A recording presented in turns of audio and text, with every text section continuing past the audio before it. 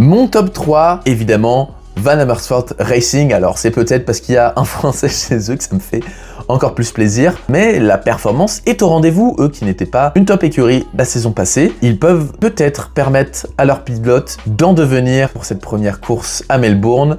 Ça sent très bon. Évidemment, Ugo Chukwu, le pilote d'1m97, a surdominé ce premier round de Formule 3. Est-ce qu'il peut aller shipper un titre qui semble pourtant promis à Freddy Slater? Freddy Slater qui est déjà annoncé en Formule 1 en 2028, pas officiellement évidemment, mais le pilote pour qui l'enchaînement FRECA Formule 3, Formule 2 semble presque évident avec Trident et Invicta la saison prochaine. Encore une fois, ce n'est pas signé, mais ce sont les principales rumeurs et qui sont très logiques au vu du talent du pilote. Ugo Chukwu, lui, malgré sa taille qui peut l'empêcher de conduire confortablement, ship cette première victoire à Freddy Slater et à Théophile Nael. C'est un énorme top pour moi.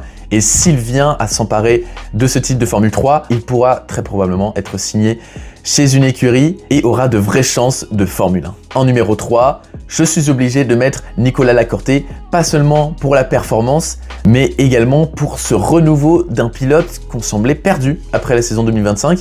Je pense que personne n'avait de bons espoirs sur Nicolas Lacorte. Le pilote italien nous a tous prouvé qu'on avait tort. Et on espère que ça va continuer. On le rappelle, en Formule 4, il avait, pareil, fait un très bon premier week-end et après, ça avait un peu été un peu plus compliqué. On espère que ça va continuer pour les Lacorte. Ça ferait vraiment très plaisir de voir un pilote se relever après être passé aussi bas, 33e de Formule 3 en 2025 sur 37 pilotes, alors que c'était un des 30 pilotes titulaires.